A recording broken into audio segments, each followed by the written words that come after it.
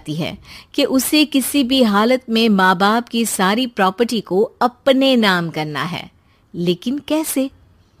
एक दिन सृष्टि का भाई शीनू कहता है, बहन क्या कर रही है? तुझसे एक बात करनी है। अरे हाँ हाँ करना, मैं तो तेरी बहन हूँ। बहन मेरी लाइफ में ना एक लड़की है, बहुत अच्छी है। मैं सोच रहा हूँ माँ और पापा से बात करूँ शादी के लिए। सृष्टि को समझ में आ जाता है कि भाई की शादी होते ही भाभी उसे एक दिन भी घर में बर्दाश्त नहीं करेगी। आ क्या बात है भाई, बताना कौन है वो? यार वो बहुत अच्छी लड़की है, पढ़ी लिखी है, मेरे साथ जॉब भी करती है। बस एक प्रॉब्लम है। हाँ, प्रॉब्लम? क्या प्रॉब्लम है भाई? यार वो शादीशुदा है, लेकिन उसके पति ने उसे सिर्फ इसलिए छोड़ दिया क्योंकि उसके माँ बाप दहेज नहीं दे पाए। सृष्टि ये सुनकर न जाने क्यों खुश हो जाती है। अरे भाई तो क्या हुआ, लड़की तुझे तो पसंद है ना? शीनू को लगता है कि बहन उसे समझ रही है। वो इस बात से अनजान होता है कि उसकी बहन की मंशा पूरा घर हड़पने की है। सृष्टि अपनी माँ से कहती है, मम्मी मुझे तो बहुत चिंता है, पता है शीनू क्या कर रहा है? अरे क्या कर रहा है, वो तो काम पर जाता है और वापस घर आता है। नहीं ना माँ, वो यही तो नहीं कर रहा, बाकी सब कर रहा है। आपको पता है उससे प्यार है, और वो भी एक शादीशुदा लड़की से। ये क्या हो गया? मैं सोसाइटी में क्या मुंह दिखाऊंगी? अरे तेरे पापा तो यही कहेंगे कि मैंने ही उसे बिगाड़ दिया है। माँ देखो, मेरी बात मानो, पापा पर भी विश्वास करने की जरूरत नहीं है। अब आप ही बताओ, पापा इतनी देर घर के बाहर रहते हैं क्यों, बोलो? अरे बेटा वो तो नौकरी करते हैं ना। तू बहुत भोली है माँ। पापा का ऑफिस तो 7 बजे खत्म हो जाता है, लेकिन देखो कितनी देर से आते हैं। अरे नहीं नहीं बेटा, ऐसी कोई बात नहीं है। सृष्टि माँ को एक औरत से बात करते पिता की फोटो दिखाती है। देखो माँ, कैसे हैं पापा? मैं ना कहती थी कि पापा सही नहीं है। मैं तेरे पापा से बात करूंगी, दे फोटो मुझे। ओ माँ, वो तो डिलीट हो गई। लेकिन चल, तूने तो देख लिया ना। पापा से बाद में बात कर लेना, और हाँ, मेरा नाम बिल्कुल मत लेना, हाँ माँ। अब क्या था, सृष्टि के माँ और पिता के बीच झगड़ा होना शुरू हो जाता है। सृष्टि के मन में क्या चल रहा था कोई नहीं जानता था। एक दिन, माँ सृष्टि के लिए एक लड़का देखा है, वो लोग शाम को उसे देखने आने वाले हैं। और हाँ माँ, एक खुशखबरी, मैं और पापा मिलकर एक नया बिजनेस ट्राई कर रहे हैं।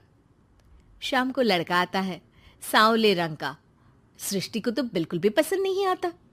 लड़की की माँ कहती है, लड़की का चेहरा तो कोई खास नहीं, लेकिन अगर मेरे बेटे को आप लोग सेटल कर दें तो मैं उसकी शादी आपकी बेटी से करवा दूं।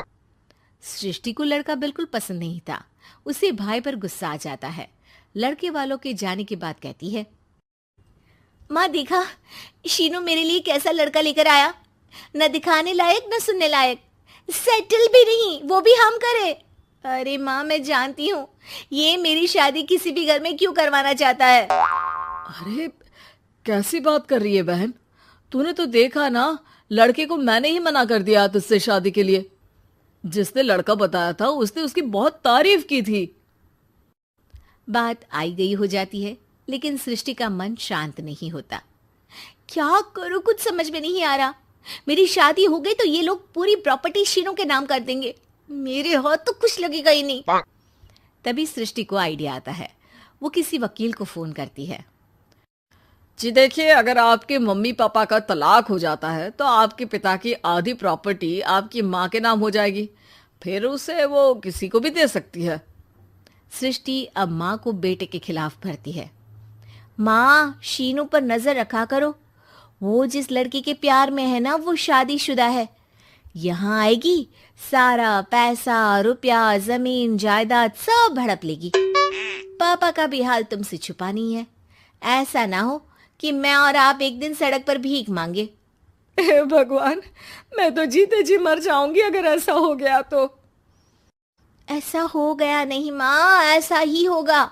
अभी समय है, आगे का सोच लो। मैं तो कहती हूँ पापा से आधी प्रॉपर्टी लेकर अलग हो जाओ।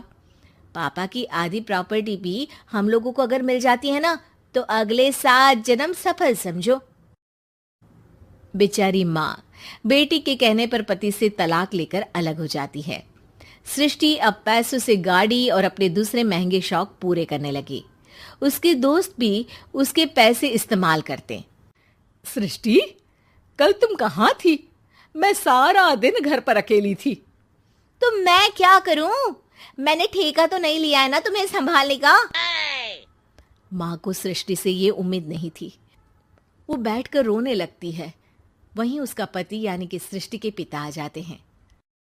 मैं जानता था कि तुम्हारा यही हाल होगा, तो आपने मुझे रोका क्यों नहीं? मैं रोकता तो तुम रुकती क्या? सृष्टि के कहने पर तुमने मुझ पर अपने बेटे पर शक किया, लेकिन तुम ये भूल गई कि कैसे हम दोनों ने मिलकर जीवन में इतना सब खड़ा किया। माँ पति के गले लग जाती है। मुझे माफ कर दीजिए, मैंने आपकी कमाई का एक बड़ा हिस्सा गवा दिया। कोई बात नहीं, तुम साथ हो तो मैं ऐसी 7 प्रॉपर्टी खड़ी कर दूंगा। तभी वहां सृष्टि आ जाती है रोते हुए। माँ, मयंक ने मुझे छोड़ दिया। वो बोल रहा था जब तक मेरे पास पैसे थे तब तक ही वो मेरे साथ था। पापा, माँ, मुझे माफ कर दीजिए।